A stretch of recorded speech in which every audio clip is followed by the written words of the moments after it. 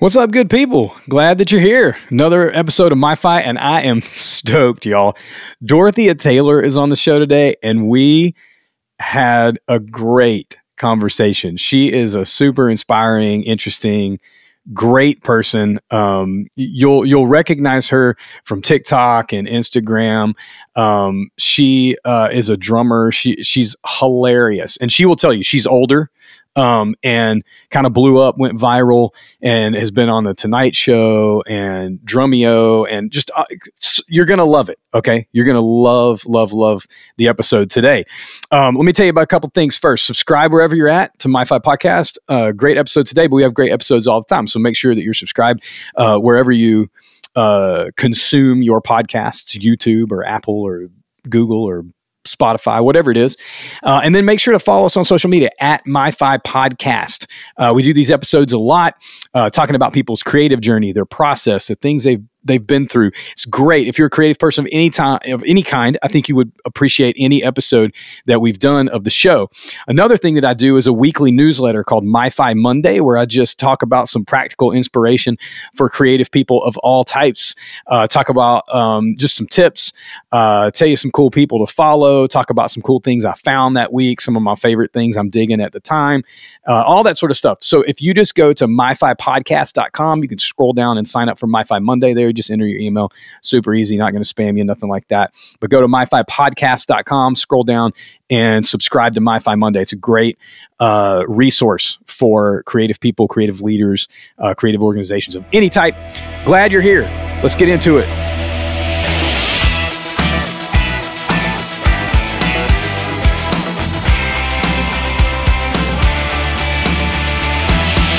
All right. Yes. Y'all, this conversation is super, super fun. And I think you're gonna dig it. Super inspiring. Dorothea Taylor's on the show. She is a drummer. She will tell you that she's older. I'm from the South, so talking about women's age, I don't know, makes me uncomfortable. Like my grandma's gonna come out and like, slap me or something at some time. But she's older. She graduated high school. I'll say it this way. She graduated high school. She talks about this in 1968. So that'll give you an idea of how old she is. She went viral just from a simple drum exercise video that she made, and then got invited to do some videos for Drumeo, which is a great resourcing social media account and site for drummers. And it blew up because she covered Disturbed and did this like crazy metal thing. They did this little skit and all this. It's really funny. And anyway, then she just blew up. She's got 1.5 million followers on TikTok. She's big on Instagram, all that sort of stuff. And she just enjoys it. She's got grandkids. She's a drum instructor, plays live all the time. She's got some projects coming up that we talk about and all that sort of stuff in the show.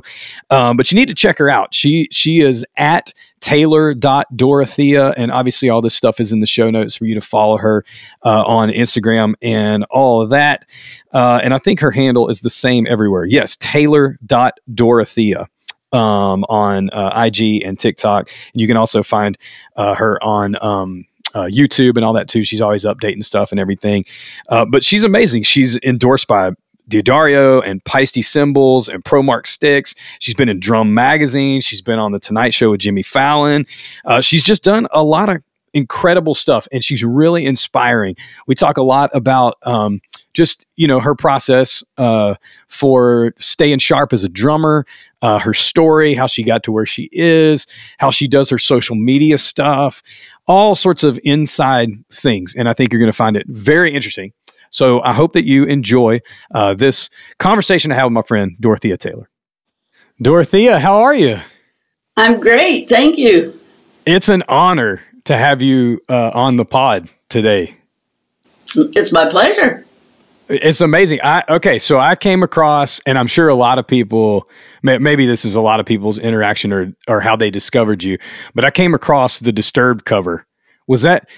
like, did you plan? Was that the first thing you did that blew up, or like?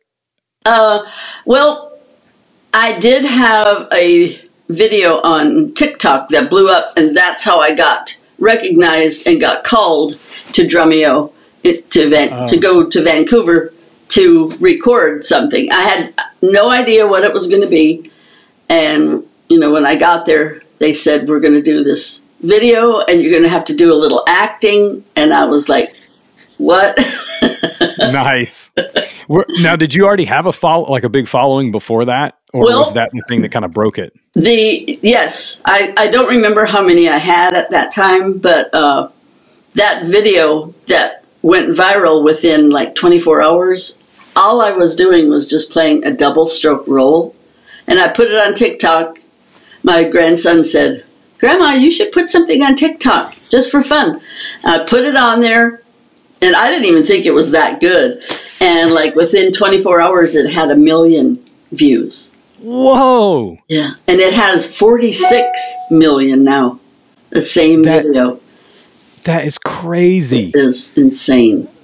Did you want to like have a presence doing what you're doing, or were you just, your grandson was just like, hey, post something? Well, no, I didn't have any idea that would happen. I just did it for fun, just to see if I would get 20 or 30 views on it or any comments, because I've been playing drums for a long time. And, I was just a lady playing drums. So not really any deep connection with anything or recognition. And so that video just took off, and it was like, oh my gosh, I'll have to do more and just see what happens. Just, out of curiosity. Well, it seems like you have a blast doing it. Like, I know I do. You obviously have I know you're an instructor and you work with a lot of different groups of people, and I definitely want to get into that. But how did you get into playing drums in the first place? Like, you just start playing in bands when you were a kid, or what was that? Well, like I always tell everyone, that I just felt like I was a drummer from the very beginning. I loved music. When I was 2 or 3 years old, my mom bought me a little little red, like the shape of a grand piano, and I was plunking on it, and she said I would cry because I would get mad because it wasn't making music, because I didn't know how. I was just banging on the keys. And so I already had that love of music and was watching people on TV. And then in third grade, or second or third grade, I started piano lessons. And so, I was taking piano lessons. I took them for 6 years. But we had a drum and bugle corps in my hometown. And this was a very small hometown in Upper Michigan. But we had a drum corps, and they practiced just like 2 blocks from my home. So I could hear them. We could hear them. We could just go out in the yard and hear them. And all I had to do was walk 2 blocks and look down over the hill into the football field, the high school football field. Yeah. They would be down there rehearsing. So I'm watching the drummers and listening to all the cadences and things this whole time. And 6th grade comes along, and I join band. Nope, you can't sign up for drums. You have to play a different instrument. So I played saxophone. What was that about? Why couldn't you sign up for drums? Because girls didn't play drums. Oh. No. No girls. Really? It was just not a girl thing. No, you couldn't play drums. And so by the time I got in 8th grade, I found out that you could just go and sign up to play in this drum and bugle corps. But it was called a feeder corps. And so you joined the feeder corps, and they took anybody, I think you could be as young as like 6th grade. And then as you perfected your skill in feeder corps, as someone would age out at age 21, then those openings would be there. And so the feeder corps would just fill in those spots. So I said, well, I'm just going to go and sign up for the feeder corps and just see what happens. And I got there and signed up for drums. No questions asked. And I was like, oh my gosh, I'm really going to get to do this. And there was another girl, when I went for my first practice, I saw another girl, and she said she had been there a couple of months before I got there. And so she and I marched together for those 6 years, right up until 1970. Wow. And we were the only girls that had ever been in that drum corps. And then as years progressed, I left in 1970. I got married in 1970. And my sister, who was almost 7 years younger, she signed up sometime. I don't know how old she was because I wasn't around, which was kind of sad. But she joined, and she was a snare drummer for that drum corps also. Was that attached to was it part of your high school, or was it like an independent thing? Nothing to do with it. No, it was sponsored by the American Legion. Oh, wow. Okay. I'm time. Learning a little bit of this. I know before we started recording, we were talking a little bit. My son's in the marching band in his high school. And so this whole culture's new. So we went to a DCI competition not too long ago. Oh. And it was like unbelievable. I didn't grow up with that. I grew up in like garage bands, and that was my background into, being in music. And so like this whole world has like opened up to me, and so we went to this competition, and I was just mind blown. Yeah. I was just blown away. It was like 10 hours long, 11 hours long that day, and all these amazing bands played. But there's a whole world, my knowledge of marching bands was high school and college. And so this whole thing, that's why I asked. So were you ever in your high school marching band or concert band or anything there? Nope. No? No, because I was so involved in drum corps that our precision was far beyond what the high school was. Yeah. And I feel like if I joined the band at that time, I feel like if I joined the band, I would be taking a step down because there was no really, really good drummers in that band, in the high school band. And we practiced drum corps practices, especially in the summer, 8 to 10 hours a day. And that's why when you went to the DCI show, you saw precision because of all the hours that they put in. Yeah. And it's that way for my son. Like when they do band camp, it's like 2 weeks straight of like 12 and 13-hour days. Right. Yeah. And then even so, like it's every day after school, and it's just it's crazy that they just did a competition last weekend. It's really impressive. It's a whole cool culture of like really impressive musicians and just a different approach into music as a career. And I think that sometimes if you grow up one way or the other, you don't understand that there's a lot of opportunity out there to at least enjoy, if not make a career out of music, Because if you actually talk to a lot of musicians, well-known musicians, they might tell you that they used to be in middle school and high school band. Totally. And even if they're playing guitar really well, they might tell you that they played trumpet in band because they were just broadening their musical, abilities by learning different instruments. When you were growing up playing in that corps, were you like in garage bands? Did you play like trap kit back then too? I didn't start. I didn't get a drum set until I was in 11th grade, junior in high school. I got my first drum set. And then, I was still busy with drum corps and being in school. And so when I graduated at 17 because my birthday is really late in November. Okay. And I got in a band that summer. And it was older guys. They just needed a drummer. I don't remember how they found me or anything. And so that was my first band. It was kind of like a dance band.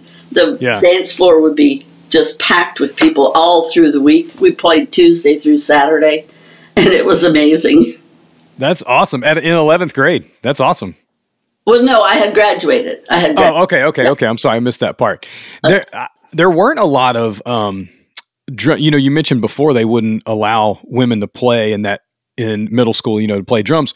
I'm trying to remember female drummers in the 70s. Like I know Karen Carpenter played drums. She was one that I remember really the only one that I knew of at that time. And so I watched all of her videos and watched her play. And she was always on like the Ed Sullivan Show or Johnny Carson or something like that. And so I would keep up with her and just try to emulate her. That's good. Were there other influences like her? Well, no other females at that time. That's crazy. And so Buddy Rich was my favorite. And he was always on Johnny Carson. Yeah. He and Johnny would cut up and, Johnny would get up there on the stage and duel Buddy Rich. But Buddy Rich was just, oh my goodness, just the most amazing drummer ever. Now, there are Oh, yeah. a lot of amazing drummers and have been, but no one can fill that top spot of Buddy Rich's skills. They were just incredible. And so I watched everything that he did.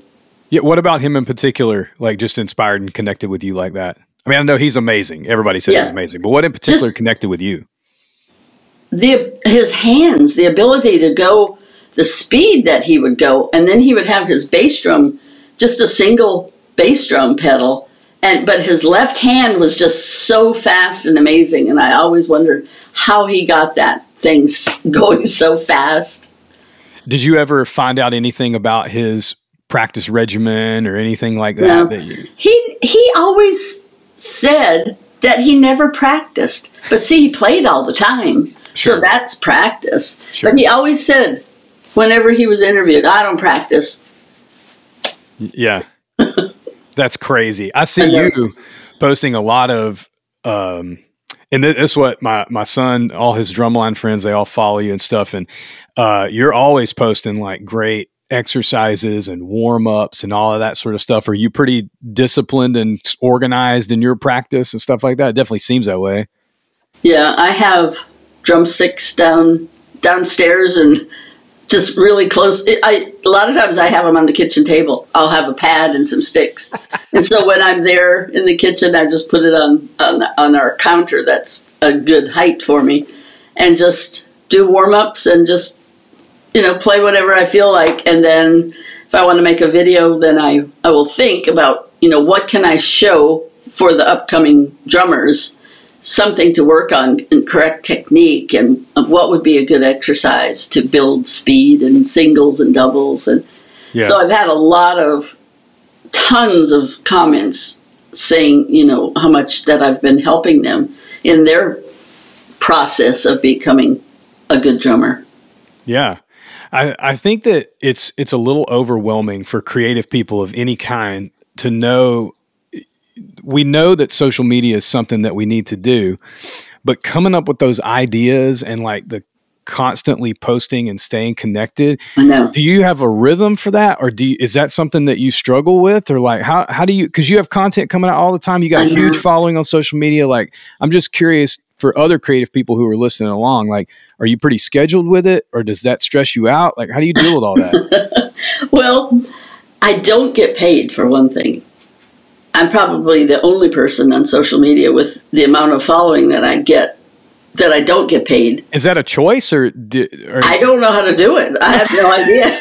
That's fantastic. Listen, if somebody's listening and they're a manager, help me. Dorothea needs a manager. She should be making bucks off what she's doing now. I just do it because I love it. Yeah. And you said, does it stress you out? Well, sometimes it'll be a week and I don't have anything ready. And so I'll tell my husband, I have to go upstairs or else you go outside and I'm going to be in the kitchen. I have to make a few videos because it's been a week. And he just gives me that look like, oh, whatever. That's amazing. So no schedule. You just kind of, when you do it, huh? Yeah. That's amazing. It stresses me out.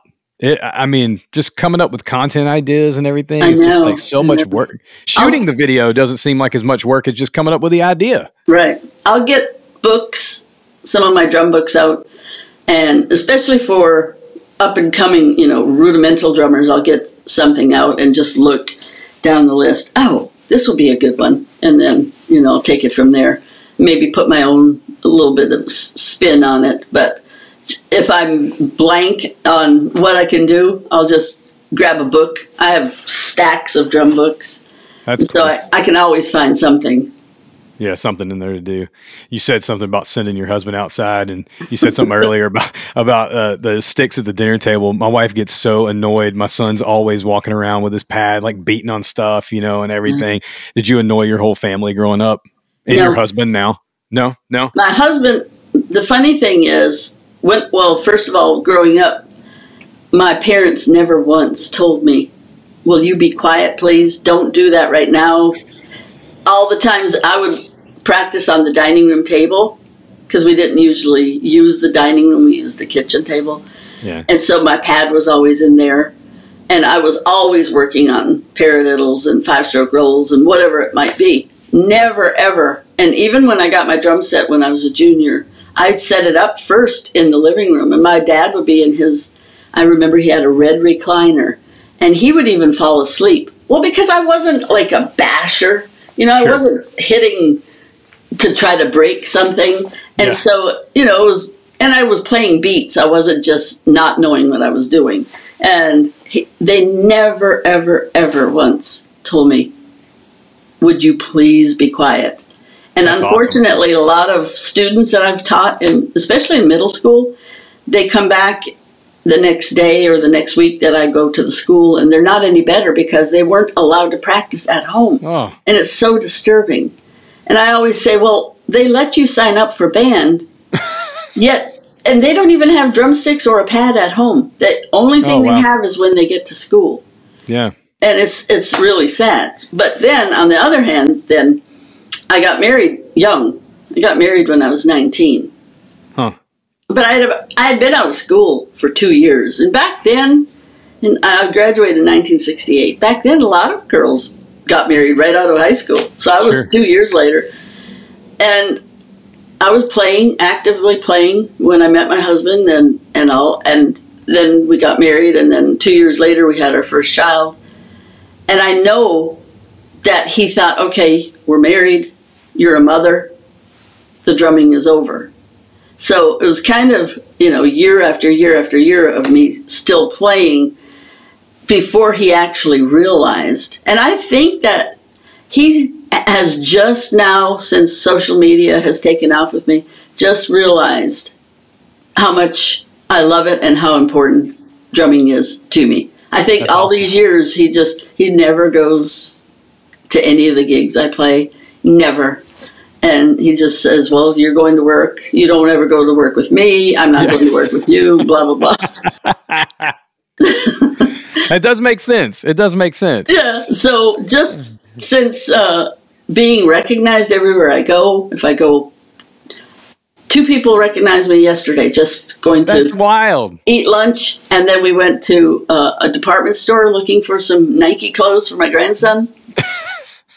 I had to stop and take a selfie with somebody.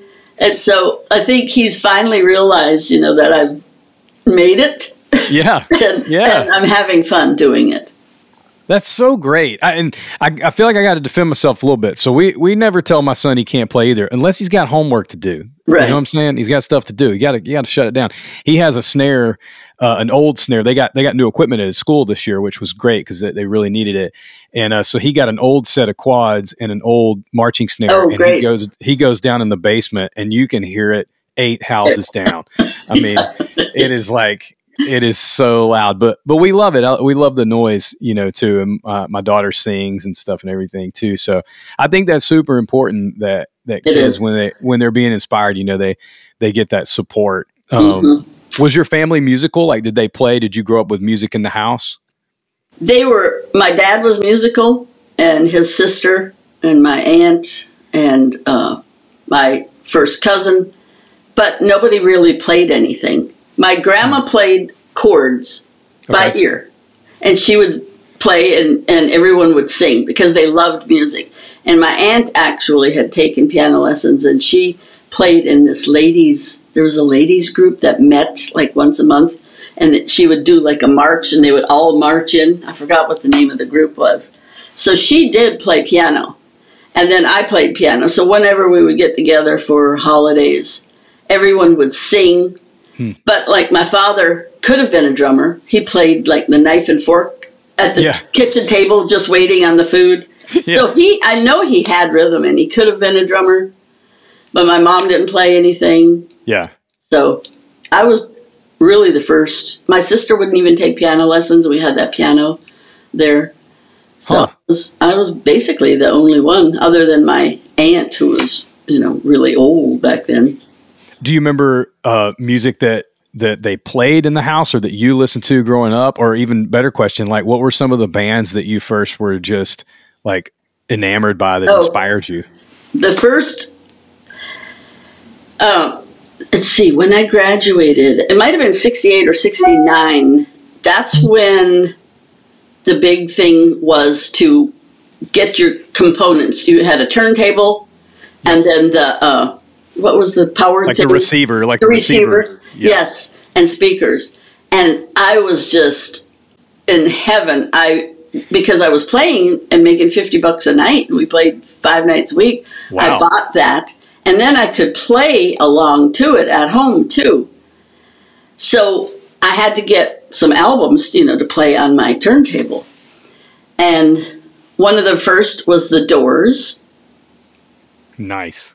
The other first was Zeppelin, because I loved... Which Zeppelin record? Oh, gosh. I don't remember the name of it, but I can see the cover now, but I don't remember the name of the album. You can tell a lot about people, whether they're Zeppelin 4 or Zeppelin 2 people. Oh, that's the only reason I ask. Yeah. I don't remember, but I just remember I didn't even know the drummer's name back then when I first heard it. I just knew that whoever the drummer was fantastic. Yeah. And so I had the Doors and and Zeppelin were my first ones. And then I started just adding. And then I started adding all kinds of different kinds of music. Yeah. Like Engelbert Humperdinck just came to my mind. I had an album by him because he had a hit out. And my dad loved music so much that, I bought that and we would play that in the home. It was just a wide variety. And I even started getting some jazz albums. But I would still go back. I really liked the rock kind of thing, the rock feel. So that was my favorite. Who do you listen to now? Like, are there current bands that you're into?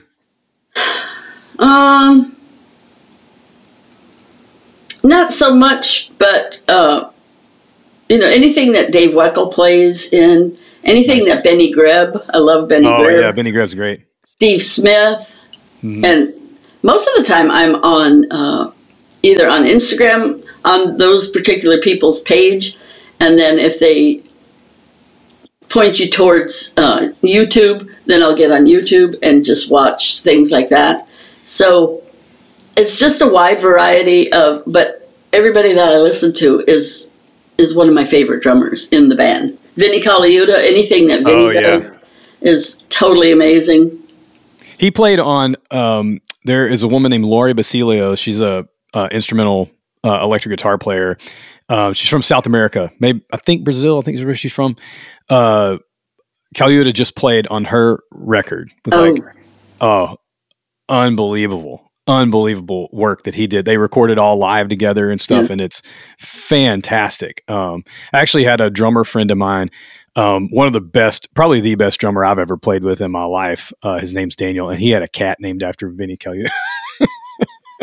Well, so going back to Buddy Rich being number 1 on my list, I have Vinnie as number 2. Yeah, he's amazing. He's just amazing. He just has amazing chops. And, I have the old VHS of him and some DVDs of him. And his style isn't anything like Buddy Rich, but he's up there on that level of just incredibility,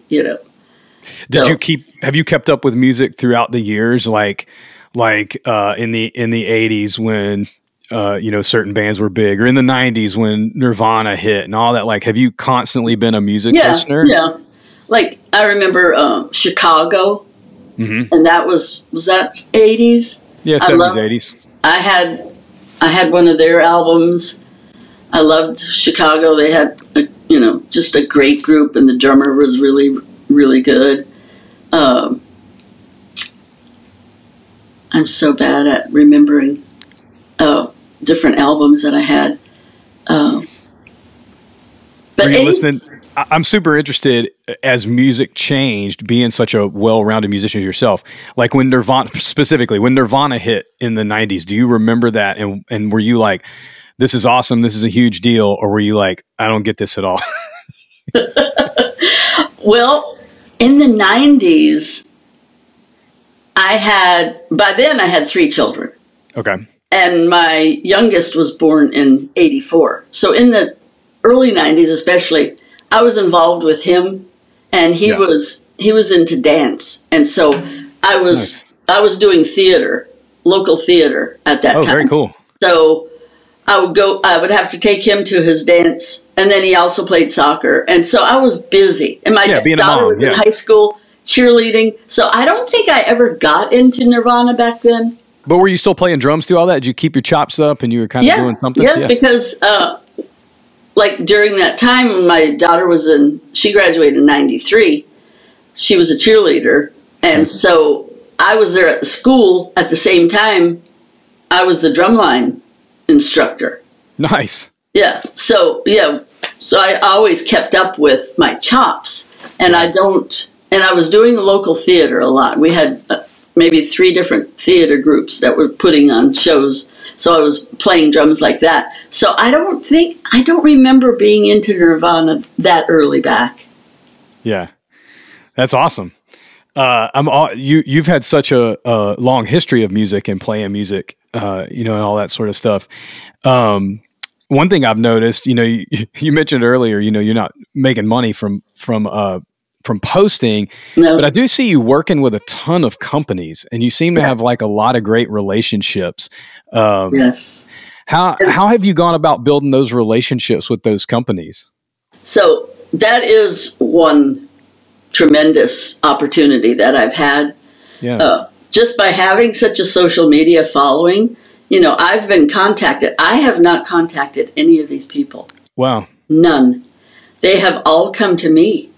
And so ProMark, Diodario with ProMark sticks and Evans drumheads, they came to me, which I was so grateful of. Yeah, that's amazing. And Peisty cymbals, Kelly Peisty called me herself. Wow. It's like, oh my gosh, yes, I will play them. I've loved Peisty since I used to work in a music store in the 90s. Yeah. Because I worked right up until like 2002. I was there at the music store for 10 years. So I was with all these musicians. But anyway, I always loved Peisty. And then just 2-3 years ago, I was contacted by Tamburo Drums. Nice. And they're handmade drums from Italy. And wow, they're right there. These drums are absolutely incredible. This is an 18-inch kick. And all the drummer friends that have come over, they hit that 18 and they all go. Yeah. They can't believe how punchy it is. Yeah. And it's warm and it's just amazing. And it's an acrylic kit. And everyone that comments on my snare drums and in all my videos, they always ask, what is that snare drum you're playing? And it's just an acrylic snare drum that sounds absolutely amazing. That's awesome. These guys from Tamburo, from Italy, have just done amazing work with their drums. That's fantastic. If I remember right, John Bonham from Led Zeppelin played acrylics for a while. Yes, he did. That's super interesting. Do they make normal birch or maple or whatever kits? But see, if you can see, let's see, can you see my DWs in the back? Yeah, I see those. Yep. Yeah. So I have those, and I have this right here is a vintage Rogers kit. See? Yeah. Oh man. It's 1965 vintage Rogers. I love Rogers stuff. So that's wooden. And I have the Questlove kit. That's wooden. So when I got the opportunity, I was like, I've never played acrylic before. And because I had watched Bonham and other drummers playing acrylic, I was like, I have to do this. Yeah. I have to. And so got the chance, and I haven't regretted it at all. They're wonderful drums. What are you working on right now? And are you in a band? I know you got some Christmas stuff coming up, I'm sure. I do. What do you got working on now? That's about it. I have 3 concerts that I have music for right now for the holidays. Nice. And so I need to to start looking. And I got a call yesterday from the Tamron Hall show. She has a show, nice. a talk show. Yeah. But they want me to come next Tuesday. And Tuesday I have this important doctor's appointment that it's taken me 4 weeks to get. Oh. So I haven't contacted them back yet this morning. I had to think on it. But I called the doctor today, and the next appointment I can get is January. Oh my God.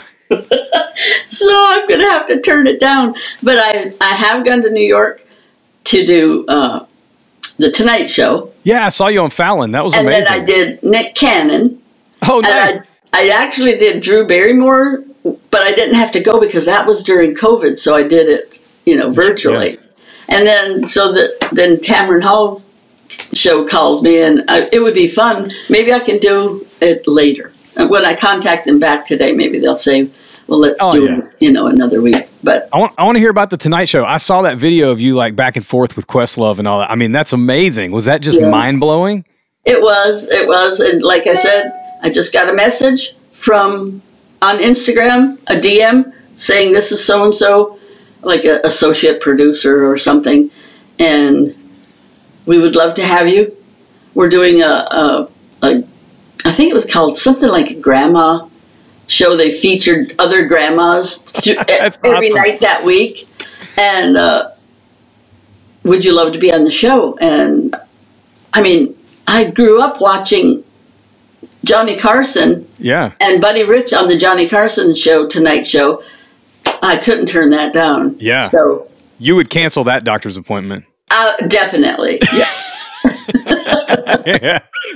I get so that. I went and, was briefed by someone, they took me out on the stage and showed me where the drums were going to be, and somebody that was pretending to be Jimmy, and he's going to say this, and then you can answer, and he's going to say this, and then it was cut short, and I went back to the dressing room. I really had no idea what I was going to play on the drums until he said, go. And so I just came up with, and then it ended up being, like Stevie Wonder kind of groove. Yeah. They jumped in with you. Yeah. Yeah. And so that was fun. And then he said, you can battle Questlove. What do you want to do? And so since that video went viral with me playing the double stroke roll, I started out slow and just started building. And then I did some rudiments after that. And Jimmy was walking over all around the stage going crazy. Yeah. That's just amazing. So much fun. It was so nice. And he was super nice. He came into my dressing room right before he went out to do his little shtick at the beginning. Oh, that's very cool. Yeah. So it was nice. You've had so many great experiences, and you came up in an era, we've talked about this a couple of times, where there weren't a lot of female drummers or opportunities. And you're a pioneer and have grown up in that era. Do you feel, is that something you're passionate about? Do you feel a responsibility to open those doors and just, be vocal and be excited and celebrate those sorts of things for other women, to get into playing drums? Yes, of course. Since that video went viral of me just playing a double stroke roll, and me starting to build my YouTube and TikTok and Instagram, I joined a group on Facebook called Drummer Girls United. And when I first joined, there were like 500 ladies.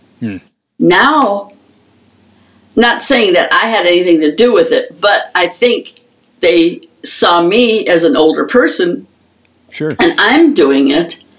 So all these ladies that are signing up to start playing drums, have joined this Facebook page. And, a lot of them are total beginners.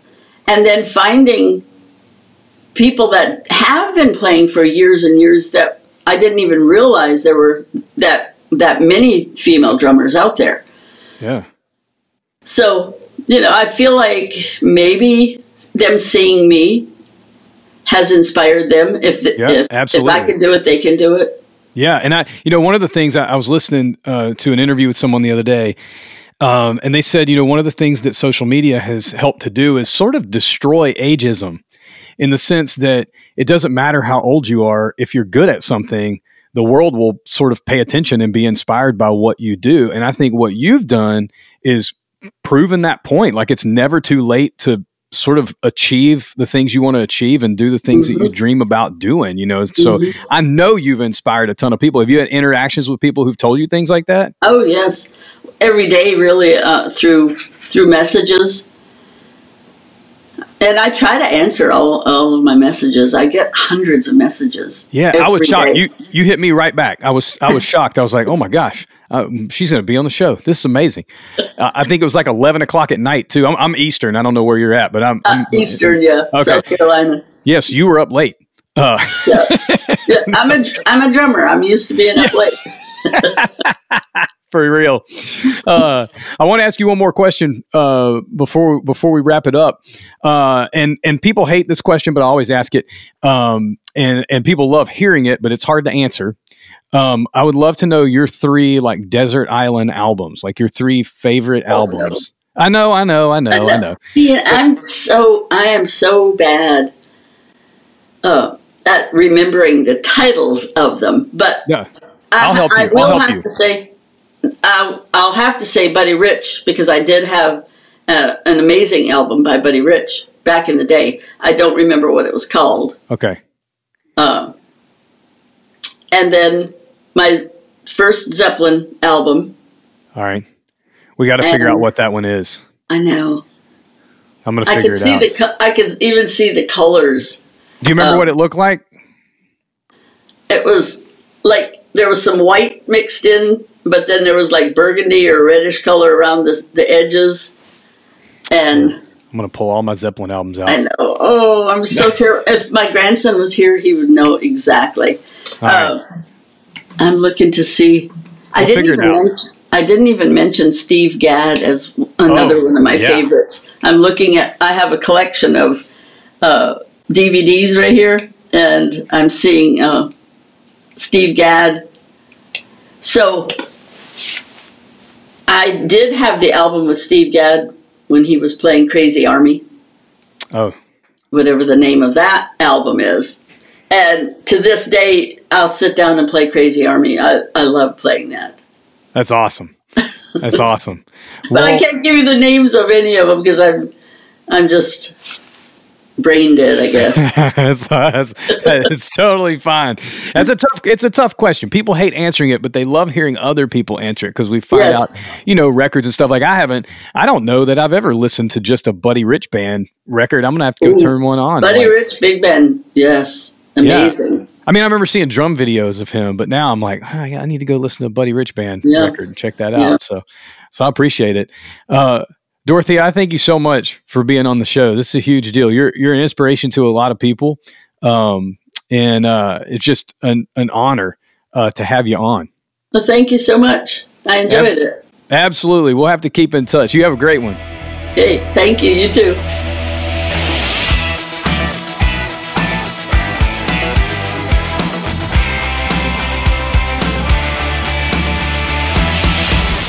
See, I told you guys that was so fun, so inspiring. I don't know about you. That's super inspiring to me personally, just seeing what has happened in her life, hearing her story, and that she's pursuing her dream every day of her life. Age is nothing but a number to Dorothea Taylor now.